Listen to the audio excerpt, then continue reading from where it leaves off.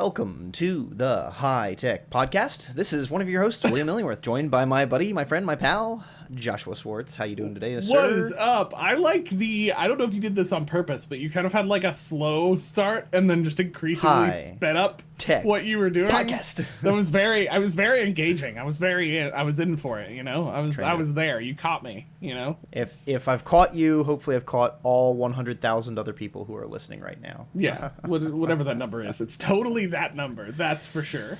It's been a week of exaggeration. Like I was just telling Josh before we started recording, I practically lifted 100,000-pound box up my stairs this week. No, I argue to have anybody here today prove you differently. Nobody can. That's fair. You know, I can't. I didn't. I didn't know you could get an entire dresser delivered. We did get a dresser delivered. I feel like that's a real adult moment for you. You know what I mean? It feels like it. Like when you are at the level that you order a whole dresser, you know, that's when you've like really reached adulthood. I mean, there's some other checkpoints probably. I've not ordered a whole dresser, but I have a human being. Yeah, that like dude. But that wasn't really meant to compare the two. I was just saying I have not ordered a full dresser, and I was thinking in my head I'm not an adult yet, and then I was like, oh wait, there's a human being in my house I have to take care of. That depends on me for life. Different milestone. Yeah.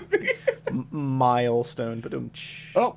Milo stones. Yeah. Any Milo milk minutes? We haven't done that in a second. Anything inspirational come to you? No, I have not been carefully reading during any Milo milk minutes. I'm trying to think if one of the things that inspired one of our other episodes came from a Milo milk minute, but it did not. It came from watching a different podcast that highlighted the thing, and I read more into it.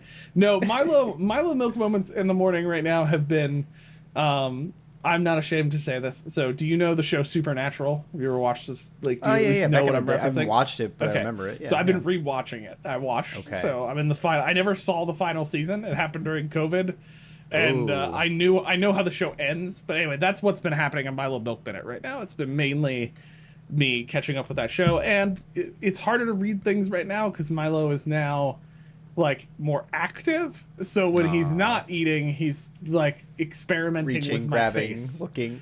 That is his new thing right now. So he keeps grabbing my mouth, and I think checking to see if it's real. I don't see the beard hasn't gotten shorter, so that's not been a problem. No, yet. We haven't tried to tighten this up or here. anything. It's gonna take a lot for the beard to get shorter. That's like I will live through the pain. I don't. I'm just saying. Like I'm imagining. You know, the more that's there to grab, the easier it is for him. So I'm thinking you might. It is definitely that. Though he has moved up to the top part of the face now. He's a little less interested with the beard and more just like kind of. Is your face a real thing? I don't know yet. That's his experiment. Same. I ask myself that all the time. It happens. You know, that's life. So, no Milo milk minutes right now though. But I maybe cool. I need to get back into. I have not had any. I don't know about you, Will, but I was just reflecting on this because we were doing a report for my team, and part of that is looking at professional development and like resource, like what people did for resourcing. I have had zero time to read anything. I have like reading. What's reading? I read at the beach last week. That was really that's nice. Yeah, like a fun book or a not fun book. Okay, okay. I mean, all books to me are fun, but like fiction versus nonfiction. That's kind of what I meant. Sorry, it's fiction versus nonfiction. I read at the beach too, but it was. Hold on, I'll be right back, folks. He's got to go on a journey, folks. A user journey, if you will. That's a preview for next week's episode. It's a preview for next week's. So I've been reading the new book in Stormlight Archive. So it's not lost on me that his name is like the most big thing. Yes. Oh no, 100%. I mean, that's for sure. Though I got these cool bookmarks. I got Lord of the Rings magnetic bookmarks at the Troll Market in Lancaster City. Yes. In case anyone's curious. So there it is. Next time you're in Lancaster City, stop by the Troll Market and buy some Lord of the Rings. Actually, I forgot to tell you, Will, I got the entire Lord of the Rings soundtrack on vinyl from the Troll Market. I was going to send you and Pat a picture. Sorry, folks. Will and I are just having personal conversations now at this point. Huh. Yeah. Why have we not listened already?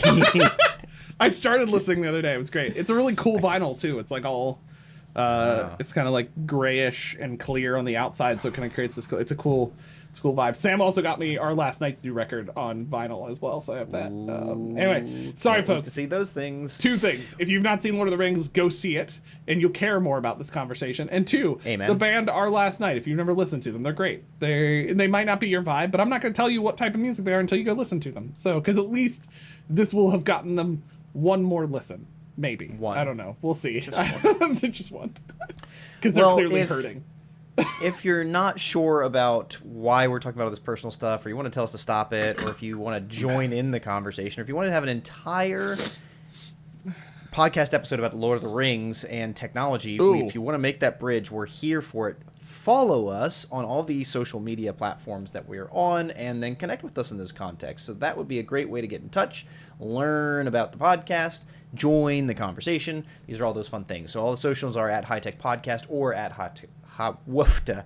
At High Tech Woofta. That is our new social media. Chris, title. No, at High Tech Pod. You can email us, inbox at hightechpod.us. That gets directly to me, and any opportunity to, again, critique us, challenge us, join us. All those are welcome. And then the website is hightechpod.us. Every single episode has an episode page there where you can see any sort of resources, extra information about the episode, etc. So if you think about the episodes where we've done things about video games or building websites, or even last week's where there is a great Lord of the Rings reference in the title, you may also now see a meme. I'm so proud of myself. This episode is up. So yeah. Head over to those socials. Make sure to connect with us. Follow, like, subscribe.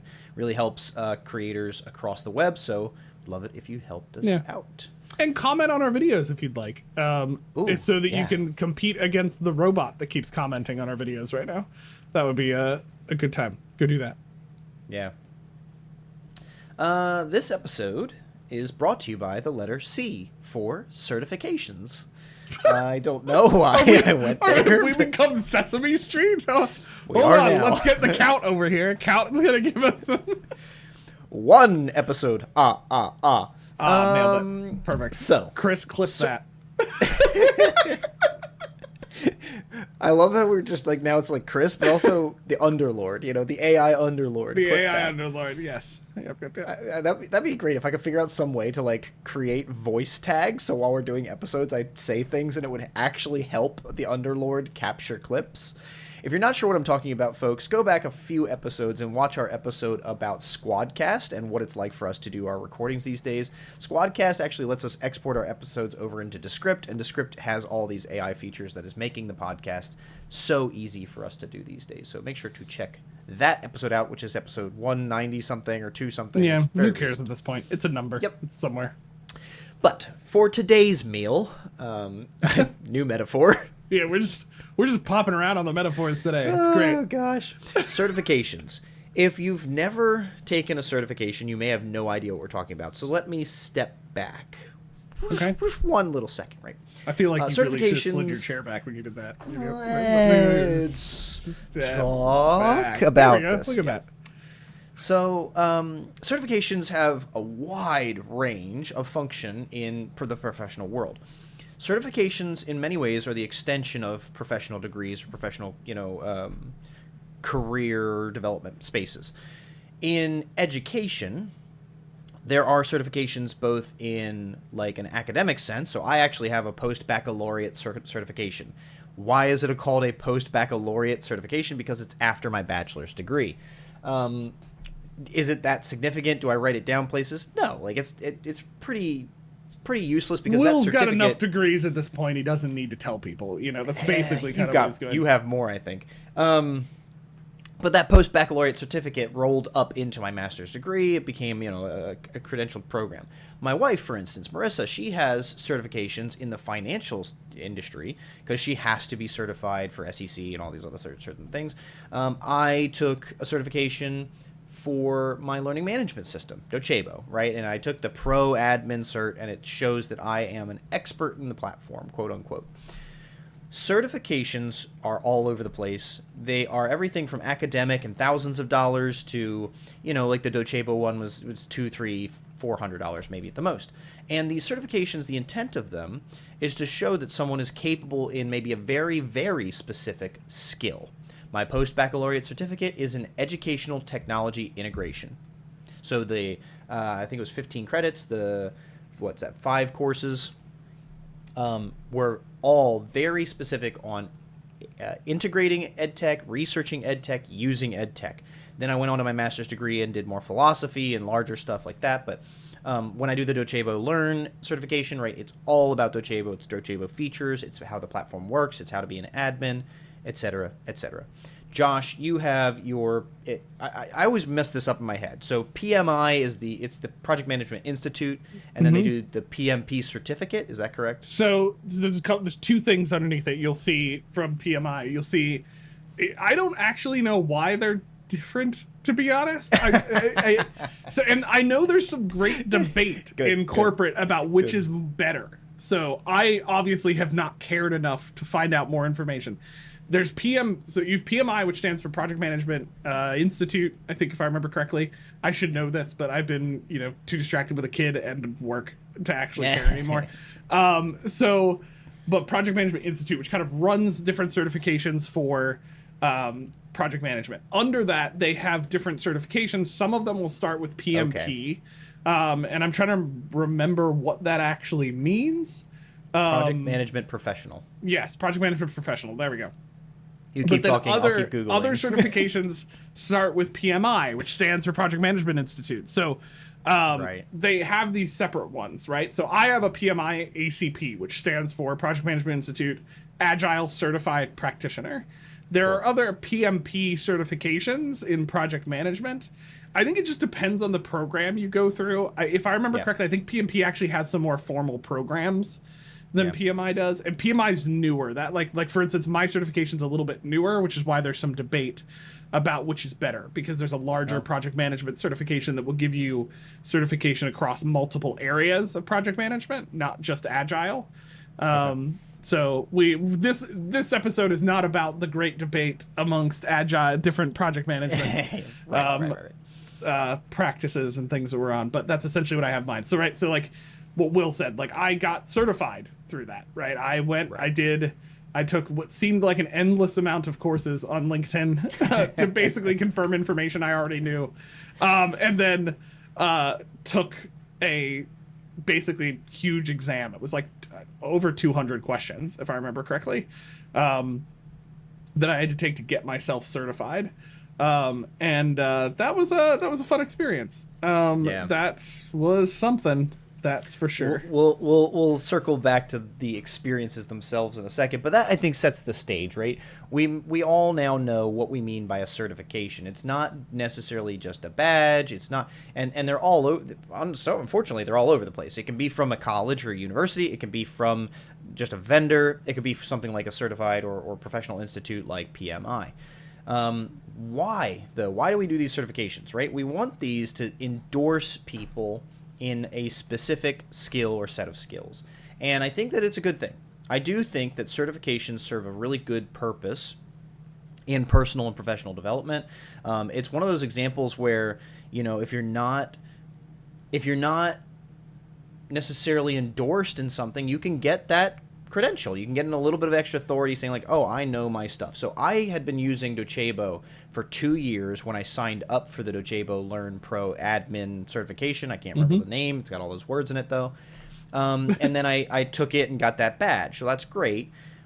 But now it's continued to help me because I've got kind of the most experience in my company on the platform, and I've got this endorsement, right? Like there's this both and that people just look to me like you're the Docebo guy because I've put in the time. The exam was hard, took a lot of information, took a lot of learning, but I also use the tool every day. So it's one of those things that I think is really reflective and useful for practitioners to build their resumes, but also just to get that support. We're bringing this topic up because I am now also working in certification management and delivery. So, my day job has a number of certifications, and we deliver them regularly to our customers and our partners. And it's really interesting to think through from the back end when we're building these certifications, what are we trying to accomplish, right? If you want to do a certification on, I don't know, the Reflection app. Let's refer to a partner of ours or an affiliate of ours, right? If you want to join up with Reflection, head over to our website. There's a couple of links for you to do that. But Reflection app, if you want to be an expert Reflection app user, Reflection would have to decide as a tool, as a platform, what do we want our users to be experts in? Now, it's not really a great example because the Reflection app is meant to be a personal reflective journaling tool. But if you wanted them to do that, you'd want to make sure you understood the skills you'd want them to be able to demonstrate. Are they able to make notes? Are they able to categorize? Are they able to share notes? Are they able to use their locked? It's a very feature centric, but and focused. But like we want to show that someone's the expert in that tool. So Reflection would have to ask, what are those priorities? What defines an excellent or an expert Reflection app user? Docebo asked that question, right? They have let's say 20 different primary feature sets. What makes an expert admin in Docebo? Can they use all 20? Do they have to use a specific subset of 5 or 10 that are the most important in the platform? Getting all of that together, and the work I've been doing recently with my day job on this, is really fascinating, but it's hard because at the end of the day, if you're going to certify people, it's going to take some sort of exam, some sort of assessment, and cost. It's worth it to show that you got to pay to take the cert.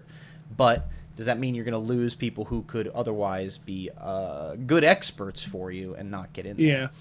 Well, and I think too, it depends on like what you're doing it for, right? And this might be what you're about to jump to, Will, but right, like so, like we're wrestling through how do we create internally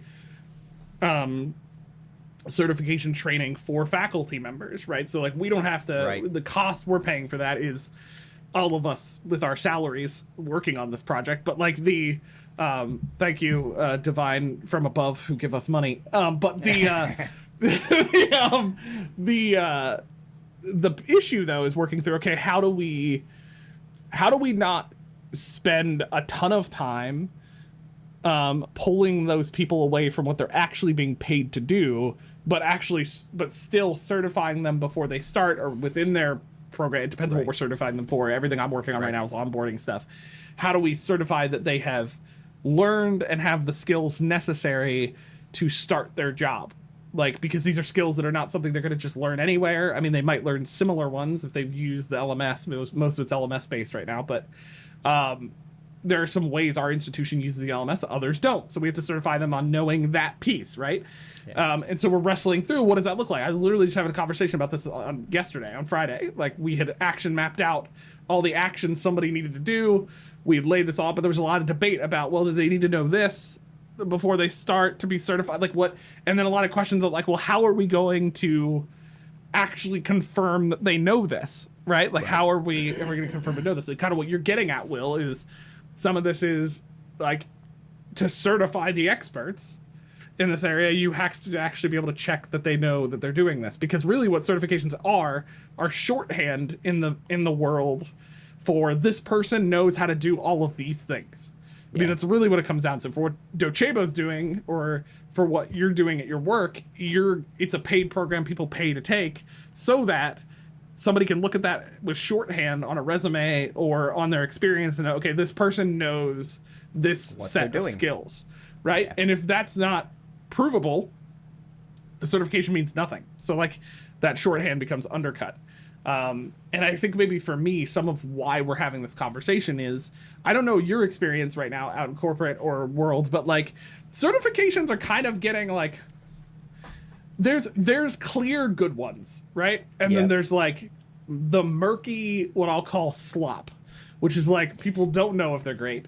And then there's the other side that I think, listen, I love LinkedIn Learning, but LinkedIn Learning has made this harder because everybody and their mom, including myself, I probably have like 20 certifications from LinkedIn Learning about things. But like, so there's this like middle ground where people are unsure, like how efficient are these and how credible are they, right? Some have proven themselves to be credible, but a lot of them are questioning whether or not they're actually credible or not. And so this is the questions when you're thinking about certifying somebody in something. There's a I think we're kind of arguing there's a way to do this the right way that actually makes it credible, and there's ways to do it not the right way that makes it uncredible, kind of leaning off of our last episode where we talked about, can you actually, one, or as we titled it, one does not simply check integrity. The certification's just checking off a box saying I didn't cheat while taking this exam. Those are the ones who I would argue are not credible in what they're doing. And so I think this episode we want to talk a little bit, how do we make these effective and credible? Does that feel kind of what you're trying to get at? Yeah. And to that point of credibility, right? Your LinkedIn ones, you just have 30 of these things because you finished a 10-minute or a 30-minute, LinkedIn learning path. I wish it was 10 minutes. Right. But like, what's the value now? Is that really doing anything? So I think that is part of why credibility, unfortunately, is tied to cost, because those LinkedIn Learning ones, you might pay for LinkedIn Learning or premium if you do that. A lot of people get it for free, either through libraries. That's a quick little plug. Libraries actually usually have some access to LinkedIn Learning. So if you're trying to learn yourselves, reach out to your library if you want to get some premium. But if you work for a university, a lot of them have it. My job has had it at times. But if not, you're just getting these for free.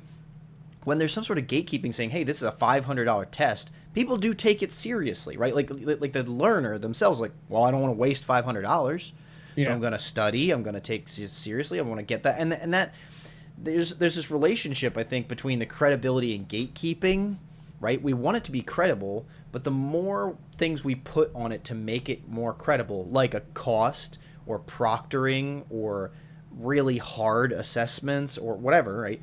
The higher that relationship comes of gatekeeping, like, well, are we now keeping people from having good learning or good expertise on our platform, right? So for my day job as an example, and Docebo as another example, right?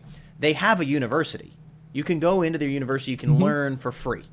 And there's tons of courses and how to do this and how to do that. If you want the certification, you got to pay. And I think there's a good thing for that. I think it's a valuable experience. But the end result, or the thrust for all of this, is the certifications should be helping everybody in the circuit, right? And that's where, I might actually, as a small tangent, if you're not sure about certifications yourself, or if you maybe think they're a money grab, or this, all these different things, ask this question: how does this certification help me? If that certification does not help you, you may be looking at a bad example, or you may be considering something that's not useful for your career. But when I think about this, as I kind of structure it philosophically, but pull the big pictures out, you have the person who's giving the certification. You have the company, the institution, the whatever, the certifier. You have the certified, right? The person who's getting the certification. And then you have maybe the market around all of this, right? The market that the certifier is in, the market that the certified person wants to be in. So very simply, if you want to be in educational technology, don't get a certification in pie making. That'd be great for Robin. Robin needs that endorsement. Maybe if you want to eat pies. I mean, you could have picked a worse one, But it's not. Don't get certified in scuba diving. I don't know. It's not right. Scuba diving. Pies are broad, man. Let's not put pie in a box. Nobody puts pie in a box, okay? Pie is a universal. A circle can fit in a square can't fit in a circle. Right. Anyway, shapes are hard. Shapes are hard. Shapes are hard. I'm not certified in shapeology. I don't know how to do that. Well, let's get you a shape certification. I need a shape certification. Yeah. I want to make a Willem Dafoe Boondock Saints joke, like shapeism, but I feel like shapeology was enough of its own joke. So we've already dove too deep into this. It's we need to pull ourselves back out, back out of the shapes. If the certifier, as a software, don't certify people and stuff that's irrelevant, clearly. But when they certify someone, the goal is to make experts, sure, but they're becoming brand ambassadors. A certified 100%. Docebo admin is a brand ambassador. They're saying you're an expert in this tool. You can put it on your resume, but that means their name is following you, right? And that's a good thing for the business. The certifier gets someone who will market the company, the tool, the platform, whatever. The certifier gets experts, right? They might become part of expert user groups and focus groups. You might survey them. You might get them to come to events and stuff with you or for you. the certifier gets a lot out of certifying people. And I assume you get emails from PMI still, like, hey, remember, you gotta re-up or come to this event. So, or... like, let's use PMI as an example here, right? So, like, my choice to do PMI, right? So, like, which is an interesting choice, because at the time I took the PMI certifications, I wasn't even a manager yet officially. I was, like, still an LMS admin, instructional technologist, right? So why is... It kind of feels like I didn't follow Will's principle. I took a PI certification because I had nothing. But here's why I took it, right? So I looked at this and I asked myself, okay, who are the people most credible right now in this space? PMI is definitely one of the most credible. They are the ones who have kind of built the infrastructure for certifying project managers. I mean, they have really kind of led that space. I mean, there's a couple other people in these spaces, but PMI is kind of the most broadly certifier. So, like, for me, okay, at least they're the right brand, so to speak, to be certified by, because you will see people looking on resumes. Like, I was looking at, okay, what are people looking for people in this space in project management, right? They were looking for PMP or PMI certifications. But at the end of the day, they were looking for those types of certifications. And I know it's credible because they're an organization that's credible. To Will's point, this is maybe an argument when you're certifying outside of just a business of the people that you work for, why the cost is important. It cost money a lot. There was a clear test and cheap process for doing it, right? And so that was already credible in it and what you're looking for. And it was credible because people were already looking for these. They'd already built their credibility because people were looking for these types of certifications. Now, why did I get that certification? Okay, I knew I had skills in project management. I had interest in agile project management up to this point already. We were in the process of kind of starting the early phases of implementing agile project management into our workflows and what we were doing. And I wanted more proof that I knew what I was doing in this space. I mean, that was really what it came down to. Like, I worked a job where my title was not project manager. But to say that I did project management every single day would have been an understatement. And the people who worked with me knew I was good at it.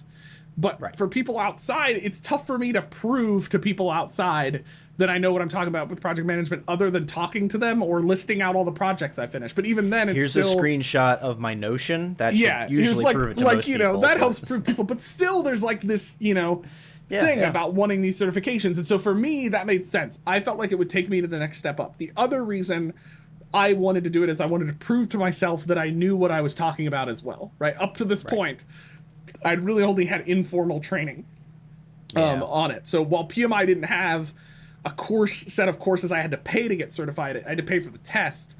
There were tons of certified people in Agile Project Management that had courses to prepare you for this. Ironically, I was bashing LinkedIn Learning, but it was a LinkedIn Learning program I ended up choosing because I had access to LinkedIn Learning. Right. And so it was like a set of, I don't know at this point, it was like 30 courses, I think. I mean, it took me like an entire, it's not easy, 2 semesters to finish all the courses. And the other thing about the PMI certification that I thought was super important is they prioritize practical experience as well. So it wasn't just the courses. I had to prove to PMI that I had at least 3 years of experience in project management and at least a year of experience running some sort of agile hybrid projects, right? So I had to list off all the projects I had done and written descriptions. Now, again, I could have just made up everything. There's only so much they can do to confirm. Sure. But I had to put in that effort to do that and get that certification, right? And so it helped me. It helped my skills. And I did become a better project manager because of those things. I learned things through the courses. And then their test was a 200-question test, but it was not like, what are the standard... Like, it wasn't... And this gets into some of the stuff we'll get here in a second, but their test was not like, what is Agile Project Management? And it wasn't like, list off the Agile Manifesto. If you're an Agile Project Manager, you know what that is.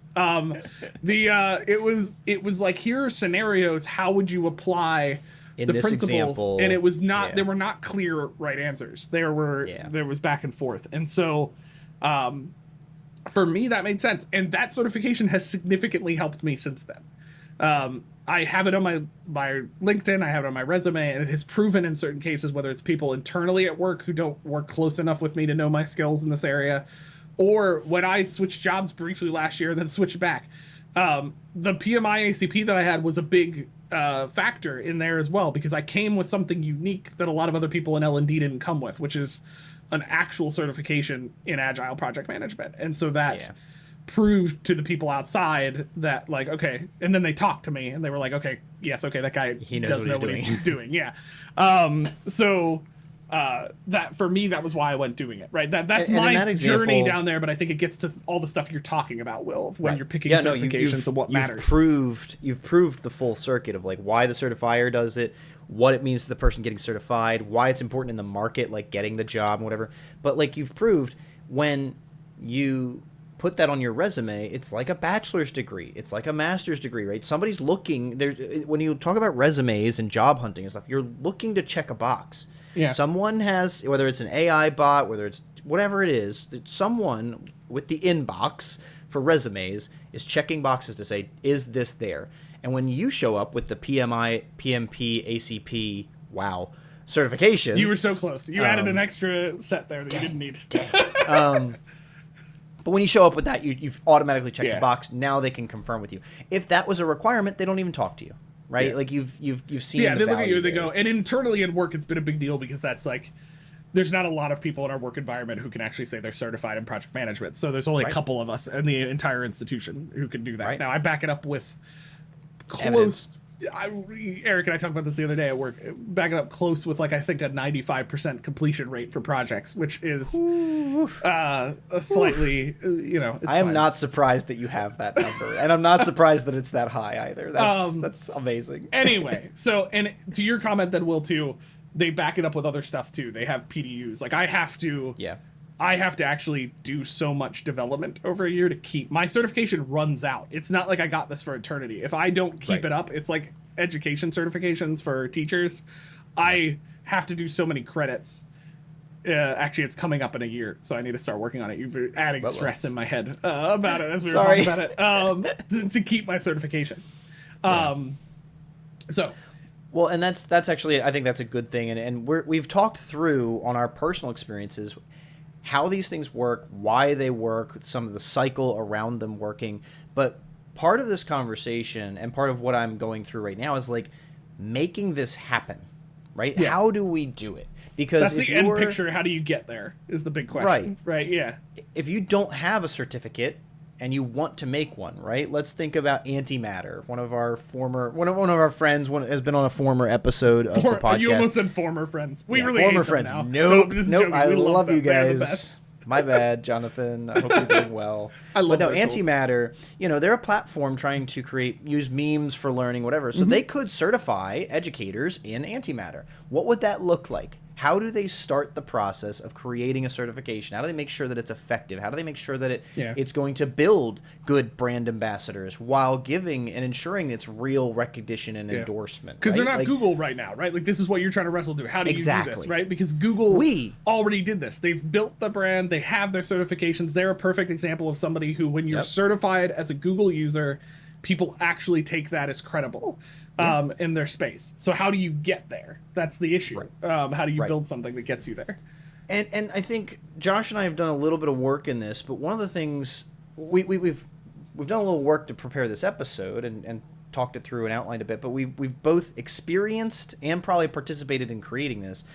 I think we see the ideal as a world for certifications that includes peer learning, mentorship, requiring the candidates to demonstrate their practical skills with portfolios or live presentations to an expert board or whatever. That's a lot of stuff in there to have the ideal. And frankly, very few certifications I've seen or experienced have all of that. Maybe my academic certification did because it was with a professor, right? I had professors involved who were giving maybe the peer learning and the mentorship, but so often our certifications are just 100 question exam and a check, a paycheck, like pay, 100%. Right. And I think some of those are it's just too easy, and they're giving away this endorsement or this brand certification for nothing. Pay me $100, take this exam, call it a day. I don't think that's certification. I don't think that's doing anybody a service. I think it's just taking money. And I really think that when we think about what we want to be in this, whether there's peer learning, mentors, and whatever, the goal is to have a certified brand ambassador, a certified expert in your tool, and that requires some level of difficulty, and it requires a process. And really, that means we need to start this like any other learning experience by scaffolding that expectation. We want these people to come in and work up to demonstrating that they're an expert in the product, and that is not a 100-question exam. That may be a part of it, but that is not the thing. Well, and I think, so this is fresh in my mind right now. It's because you're designing this program for a different purpose. I'm designing for a different purpose to certify faculty. There's a reason this topic came up, because it's both on Will and I's mind right now. I think, so let's back up, right? Where do you start, right? I think the easiest place to start, because Will and I are coming from instructional design and technology backgrounds, is, like he said, scaffolding. But what I would start with is practically, we've started using this practice called action mapping. So basically what we do is we sit down and we go, if we want to certify this expert, say, no, I don't know why we decided to just pick antimatter, because we haven't talked to him in a while, so we can reference him on this tool. We'll see if he hates us for doing this. This is why. Oh, because it's on your I said my coaster. Okay. Or you want to certify people in tanks, right? Whatever tanks it may be. 101. Let's do tanks. Tanks 101. Yep. But I'll do something maybe more practical that I'm currently working on, right? So like certifying a faculty member knows how to facilitate and teach an online course, right? Or let's go back to maybe an easier thing. Certify that a faculty member knows how to set up a course in Canvas. They know how to use a course in Canvas, right? So what we did is we set our goal. Okay, what does that look like to be an instructor that sets up a course in Canvas, right? So we took a look at it. We said, okay, well, there's basically 3 main things they need to know how to do. They need to be able to personalize their Canvas account, because that's important. They also need to be able to complete all the steps on our minimum requirement checklist. This part's easy because we already have a minimum requirement checklist, but basically on that checklist, it already identifies the 4 or 5 things they need to do to set up a course. They need to do that. And then the last goal is they need to be able to know how to get to the other resources that exist out there for things that they're going to be able to do once the course starts. Because our focus for this certification is not that they can facilitate the course, it's that they can set it up, right? So that's our main goal. Then the action mapping idea is you look at and you go, okay, what actions will a person need to be able to successfully prove they can complete to do this, right? And so we list out all those actions. For us, it's like setting up grading scheme, grading scale. It's being able to set up different types of assignments in a course. It's being able to publish the course. This seems so small. Many people on our team debated whether we even needed to acknowledge this. I said it was an action they have to complete, and darn it, we will make sure they can click that button, because apparently that's harder than we thought it was. So that's in there. There's a couple of things like finding the resources. They need to be able to actually go and find the resources, right? So this is a very simple certification. Things would be much more complicated for some of the stuff Will's working on probably and what they're doing, right? But you list out all the actions that they need to do. Okay, so you've got the actions they need to do to prove it. Okay, cool. Now, how do you prove they know how to do those actions? That's what's going to drive what stuff gets included in a certification. So for this course, this certification, proving they can do these things is actually super easy. With a tool like Storyline, we can create a simulated experience very much like the actual software. And in those cases, I don't think I really need a lot of coaching in the certification program. I just need to be able to like have them practice doing it, and in Storyline I could build in scenario-based mechanisms where they actually have to practice doing certain things based on certain scenarios, and they get feedback depending on what they do, right? Get information. So like, yes. But in a PMI certification, as much as I like the PMI certification and it was helpful, one of the biggest weaknesses I would say is, okay, what's the actions at the end of the PMI certification? Well, they should be able to know what agile project management is and what it entails, and then really at the end of the day at the certification, they're saying they should be able to apply these principles. I'm being very vague right now because there's a lot of different things to it, but like they should be able to apply these principles to successfully manage a project. Like this certification is saying this person knows enough about agile project management to complete it. If those are the actions, with all due respect, as much as I love my certification, the certification does not prove that entirely, because there is no person experience, there's no coaching, there's no mentoring. This is one of the biggest criticisms of project management certification, is really at the end of the day, to certify somebody knows how to do that, they need to prove that they've done it. And in the certification, they don't actually do that entirely. They're trying to get at that by us proving that we had years of experience in project management. And because of that, I think that helps. That's a goal.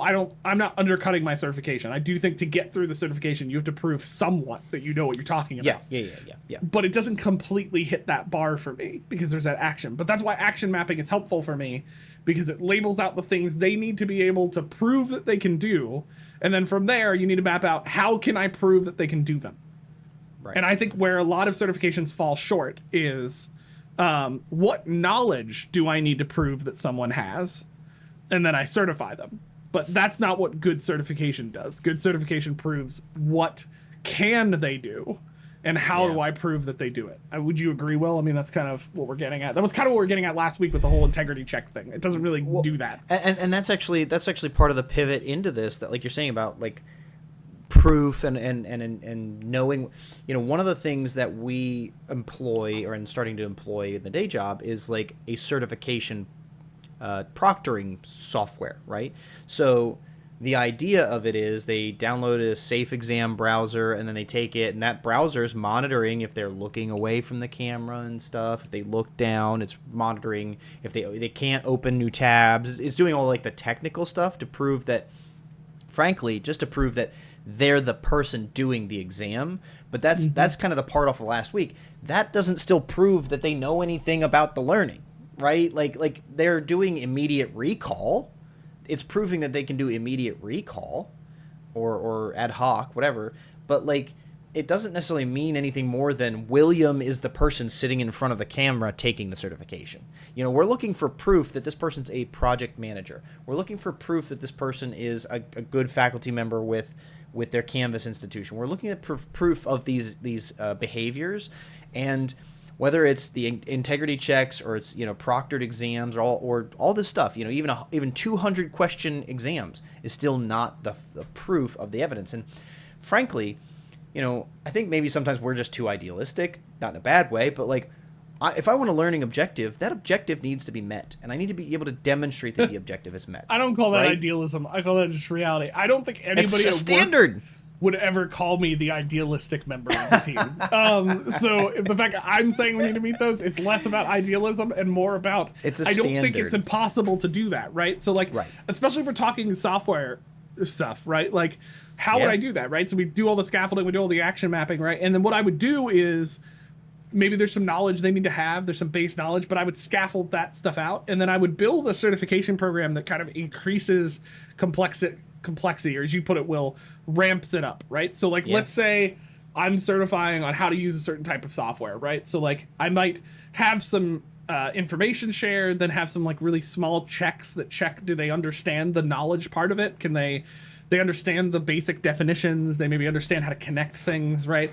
And then I might ramp the complexity up by creating actual scenarios that they have to go through, and they would do those scenarios. And here's the key, I think, to scenario-based stuff is, don't make a scenario basically just a fancy quiz, which is where there's like a right answer and then wrong answers. Make a scenario where it's actually, there's kind of, because in every scenario in life, there's very rarely just one right answer. Even when you're using a software, like the people who really know the softwares know, like, with Docebo, I know with Canvas, there's rarely one right answer to things. There's ways you can do certain things, and there's better ways to do it versus bad ways to do it, and then very clear wrong ways to do it, right? Like there's like there's some gray area when you become an expert in software, how to actually use the software. Well, and that's actually so much more proof of what you're saying about like the increased complexity point. I'm pointing to my outline, sorry folks. It's irrelevant. You're not even He's pointing this, to me, surprise. We've actually been in the same room this entire time on the podcast. Hi, Josh. Yeah, it's actually just half the room looks different. That's we built this half to be my side. Yeah, we really want to make it harder. When you talk about increasing complexity, what you just said though, like the yes/no questions are: can you navigate to the course management area of the platform? Do you know where to modify the custom CSS for the platform? Can you turn on an extended enterprise? Those are yes/no questions. They're easy. They are still maybe worth asking and maybe worth proving. I absolutely think they would be. But that's where you're increasing the complexity. It's worth proving they do know those basics. Those are the easy things. Now, once we know those features, once we have the yes/nos to that, how would you use extended enterprise? How would you set up an extended enterprise environment for your institution or your corporation, right? That's the real question we want to see them prove. And that's actually where my day job does have some opportunities and does have some resources for this, for like virtual labs or test environments, right? That let people go in and try these things out. So you spoke to that already. For your faculty, you might give them an articulate storyline package where you've done a screen recording and it's showing, or screen captures, and it's showing the real platform, but then they click things and it's not really clicking into Canvas, but it is clicking and checking a box on the It's essentially simulation. the thing that they're doing, yeah. Simulations, right?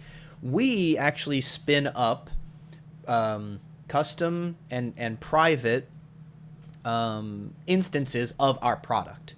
People can go in and use our product to play and learn around with it.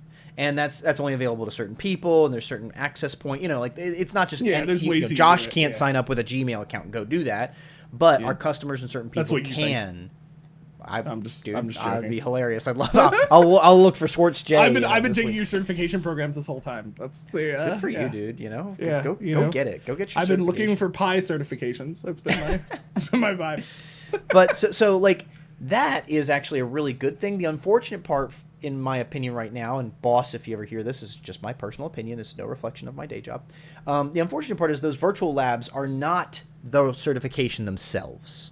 That's the disconnect, right? You can use those virtual labs to prepare, and you can use those virtual labs to practice, but the certification itself is, in our case, just a set of questions and an exam. Now, you're going to be able to do and answer those questions best if you've taken and experienced the virtual labs. And our virtual labs are actually designed with lessons 1 through X, right? 1 through 7, 1 through 10, whatever, to scaffold and ramp you up from like log in, find user management, create a domain, build your community, blah, blah, blah, blah, blah, right? Like it's designed to do that in our platform. So I actually think there's some good overarching design going on there. Yeah, it sounds like you got good stuff there. Yeah. Until it gets to the certification, where I feel like we just it's like we build up to, we practice in all these areas where you can give real proof, and then we go into our LMS and we take a 50-question quiz. So that's actually a problem that I have the opportunity to look at over time. We can't turn our product into an assessment tool. I can't do that. We can't do that with our product. Could we recreate this virtual lab experience that's in our product in something like Articulate Storyline? And then the problem with that is the product changes all the time. Our product is so rapidly evolving. And I'm currently weighing those same problems. Like, we're talking about creating simulations and storyline, understanding that when the software changes, that means we're committing to make updates in that simulated thing we've created. And that's not anything new, right? The last organization I worked at over the summer was wrestling through, they had went that way, and they were wrestling through that because they were constantly updating their programs. And so they were like, how do we create these? And it's a difficulty right now. I will say, I do think AI might help with this down the road, where you can actually get AI, because part of the problem, right, Will, is I don't know where you're wrestling with, but where I wrestle with is, right, okay, if we don't do those simulations and storyline, then what we're talking about is creating a lab space that they create this and a human giving feedback on it, because there's not a lot of ways for me to automate feedback in the software for doing it, unless you're like, you get like an IRAD and you do a purposeful overlay on top of the software, which is an option, like there's an option, but even then it's still not exactly what we're looking for in all times. Like, I will say, I think this might be down the road where AI could help, where AI can actually give feedback on the software setup itself, because it's a little bit more adaptive. So I'm going down a rabbit trail, but I've been thinking about this recently because we've been struggling with this ourselves. Is like the software gets updated so often that it's I think that is the problem of certification. When we're dealing with software, like if you want to certify Josh in project management, the thing you need to see is him do project management. That's software agnostic. You may want to do it in a specific tool or encourage them to use Miro for this or blah, blah, blah, right? But like, you don't need the tool. My company is a software company, and so they want the tool to be a part of it. And in that case, something like IRAD may be the opportunity to bridge the gap, because IRAD has a feature where you can do the workflow live on the website. Instead of it taking screenshots and you do it separate from the screenshots, it can do it live on the website. And honestly, that sounds like to me the best way to get to that experience, because if something changes on the website, instead of having to redo the IORAD, I could just go into the IORAD and drag the box that was up here on the right over here to the left. You know, like editing and maintaining that could be easier over time. We don't have a perfect solution, but our goal, definitely Josh and I land on the fact that our goal for developing these certifications is true performance. Demonstrate actual expertise. And if that can be in something like a virtual lab, if that can be in something like an articulate storyline scenario-based learning experience, wow, I rolled right off the tongue. That to me is the ultimate. Right now we live in a world where so many folks, and we kind of have to, we just rely on the certification exam at the end of the learning experience. It's not the end of the world. It is working, but one of those problems I'm wrestling with and even working on yesterday at work and upcoming weeks, what does it mean to certify that person? How do we get the best value out of it for them? How do we get the best value out of it for us? We're down to what's the percentage for passing? What's the most important percentage for passing? We've been to kind of like the default 80%, but we're playing with that. What does it mean to be a 75 or a 70% or 85%? Like, is there a value difference for now we've got more certified people, but is a 70% less certified than an 80%? Well, when you think about 70 and 80% as a certification pass rate, is it out of 10 questions or 100 questions or 80 questions? All of those things, these are all the philosophical questions that come how behind much do you, I don't know what your delivering. guys' current scenario is like, but how much you have them be able to just freely retake stuff. One of my struggles with certifications is they lock retaking behind, a lot of times behind payment again, which I don't know I entirely agree with, because we know real learning happens over consistent practice. So just redoing the scenario and repracticing, one would argue, well, they've just kept doing it until they figure out the right thing. Well, okay, well, at that point, they know the right thing, though. If they figured it out, then they know what it is. Isn't the goal showing that they knew the right thing, not that they knew it immediately? Is that the... Yeah. I struggle with some of those components. I think this came up yesterday, too. Yeah, this is it's sometimes to me, it's okay, because I go on the other side, where it's for me, it's what I would rather do in certifications is basically 95% proof that you know what you're talking about, but I'm going to let you keep redoing things in the courses. Now, it's easy for me to say that because it's training right now we're talking about for people who are hired, but it's easy for me to say that because it's training right now we're talking about get you closer to somebody really get a certain percentage. And if they don't get it, they can't retake it, because I think that motivates them to cheat more than the other version does. Because it's well, I just need to get this percentage the first time, or else I'm going to have to repay for things. The philosophical question, I'm with you, because the philosophical question to me is the certification exam, let's just sit on that for the moment, because that's practically what most are right now, right? Yeah, There's almost always some end exam. Some of them aren't as cool as us trying to create programs that go farther than that, And they don't use pirates. Not all of them, though. I would argue, just real quick, farther than that, Yeah. Not all of them released a certificate is doing it, even though he knows everything already. Yep. Again, this is one of those just getting the certification to prove it. But they actually have live courses that you go through with things that are submitted to people, and a real person gives feedback on that thing. That goes back to the thing we started the episode with. That's great. And actually coaches people on setting up their canvas space the best way it can be. Now, it has not been exactly useful for him, because all it did is reinforce that even though I knew nothing when I first came to LBC, I knew enough to apparently we've set up our LMS better than majority of people in that program. But not surprised. Real quick toss out to instructor who runs Canvas. That's actually a very good program. They have coaching and people involved that I've been very impressed with how they run it. That's awesome. So anyway, the fork, or the question that I have about the certification exam is the certification exam a teaching tool? Like you're saying about retaking and learning more from it. It's I would think, ideal world, the certification is the certification exam is not a teaching tool. It's the assessment of everything they've been learning. So I wouldn't I like it too. I like the idea of retaking. I want forgiveness in my learning experiences. Period. whether it's an assessment or just learning narrative. I want forgiveness so that they can try and try and try again. But I think I understand why the world is where it is at the moment. Like, the intent is you've done all the learning. The certification is not the time. The exam is not the time to learn. You should be demonstrating. So you don't want people taking it more than once, or we don't want them to take it as many times as they possibly can. We want them to do it and prove it. But we've already made the point that I don't think that actually proves they've learned it. You know, like, yes, well, yeah, and that's the point. Like, with that logic, totally get it, right? Okay, that's the demonstration. But what happens when they don't demonstrate? Okay, I think creating this insane thing which encourages cheating. Though I will say this, okay, if that's the philosophy we're going to take, then the exam itself, or the final demonstration of learning, should be scaffolded out in your program. That's my problem with a lot of the programs, is that here's a whole bunch of information. Now prepare for this final thing that you do. No.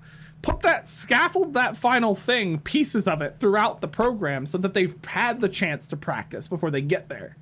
Right? Like, that's, my PMI certification, one of the most stressful things about it was I had to take all these courses and then prep for this exam that, like, I didn't have any preparation for. Now, luckily there were other programs that had, like, past exams that they, like, scaffolded out practicing them. So I was kind of prepared for the types of questions, but it's not an easy thing. Like, I think that scaffolding thing is a key piece. I think a lot of certification programs, the reason we have that big end proving milestone is because we're not willing to invest the money in people or scaffolding to get them there. And so we can't be confident by the time they get to the final proof thing that they actually know what they're doing. So we have to make it this big to do.